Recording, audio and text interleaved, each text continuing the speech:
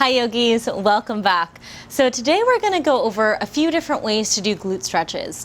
If you're taking public classes, the most common way to do a glute stretch is with a pigeon pose. But for a lot of our bodies, pigeon pose feels wonky or weird or is inaccessible because of injuries in our knees or hips. So what I'll do today is break down a few ways to modify pigeon pose, and if that is completely not happening for your body, a few alternative stretches that you can do during that time. So let's get started and move into our traditional pigeon pose and just break that posture down. So we'll start in a down dog, hands down, feet down, butts up. You'll take your right knee, bring your right knee behind your right wrist. And then your right foot is going to go somewhere behind your left wrist, but probably closer to your groin than it is your actual wrist. From there, take your back left knee down to the ground. And I like to do like 2 scoots of my left knee back so that my hips get as close to the ground as they will in this shape. From there, we point our toes behind us. I take a big breath in here, just making sure that my hip points are facing forward instead of like turning out to the side any weird way. We'll take a big breath in. And then on our exhale, forward fold, letting our forehead and our hands come down to the ground. So for me, you'll notice that in my body, my hips are pretty much touching the mat, so I'm not doing a lot of work to hold myself up here. But for a lot of us, our pigeon pose probably looks a little something like this, and we try to go down to the ground, and we're ending up doing a lot of work with the glute instead of releasing that. So if this is your body, what I'll suggest is that you take a block, or you can fold up a towel or something, and place it right underneath your glute, pretty close to your right heel. You'll just put some weight on that block, readjust the left knee, and then lower yourself back down onto your yoga mat so that instead of the hip floating in the air, it can rest right down on that block.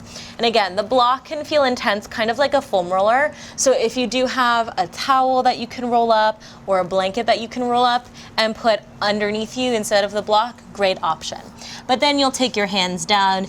You can either rest on your forearms or take a second block, rest your head on the block. So again, this is a great option for those of us who have really tight glutes and our glutes aren't really making it down to the mat, but our knees are okay. For some of our bodies, this entire thing does not work because there's something going on with the knee, it feels weird in our ankle, and if that's the case, we want to take a reclined version of our pigeon pose. So we'll slide the block out from underneath us and just come down onto our backs. So if you've been practicing with me, we've done these stretches before. It's reclined figure 4, reclined pigeon pose on our backs. So let's make our way there, rolling down onto your back. And then we'll start here with our right leg. So you'll flex your right ankle, bring it on top of your left thigh, just above the knee. And then you use your right hand to press your right knee open. This for a lot of bodies can feel intense and like enough. So if it is for you, you stay right here. But if you do need more of a stretch, you can take your hands through that hole that's happening in your legs, bring it to the back side of your left hamstring. Both feet are flexed in this case. You'll pull all of this in towards you. See if you can maneuver your right elbow into the inside of your right knee to press the right knee away from you. So this is a pretty intense stretch for most people. We feel a lot of it in our glutes.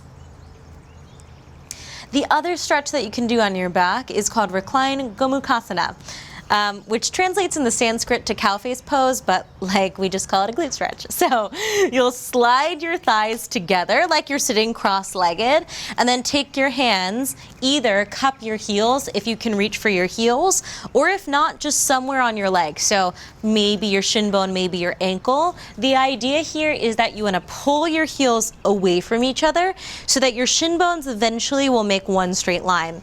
As you do that, you'll lift the heels up and back towards your armpits while lengthening your tailbone down towards the ground. And I feel this like so intensely in both of my glutes. This is also a really great IT band stretch if you happen to have tight IT bands. And then we'll uncross and come back up. So those are 2 different ways that you can do reclined glute stretch instead of pigeon pose, facing down, facing belly down. This last way is just a nice one, especially if you do other workouts that are not yoga related. A great stretch to do, because most of the stuff that we do really does engage the glutes, especially in modern life. We'll find our way into something similar to the reclined figure 4. So this time you're sitting. We'll start with the right leg again. Flex your right foot and cross your right ankle on top of your left thigh. So figure 4, same idea, but this time you intensify the shape by scooting your butt closer. So right now I feel like a moderate amount of sensation, probably like a 6 on a scale of 1 to 10. If I were to scoot my butt closer to my heel, walk my hands farther forward, and try to get my chest as close as I can to my shin bone, the shape gets way more intense. So you can kind of see the difference, like I'm compressing way more of my body, getting a deeper stretch in my right hip. And again, if I wanted to decrease that intensity, I'd walk my hands back and then scoot my hips back, and it's a little bit less intense. So good way to do that figure 4 stretch sitting up, especially if you're doing like some sort of running, spinning, or any sort of strength training work. So there you have it. 3 different ways to do a great glute stretch. We've got pigeon pose, we've got reclined figure 4 and Gomukhasana, then we've got that seated figure 4. All great ways to stretch your hips. I'll see you next time.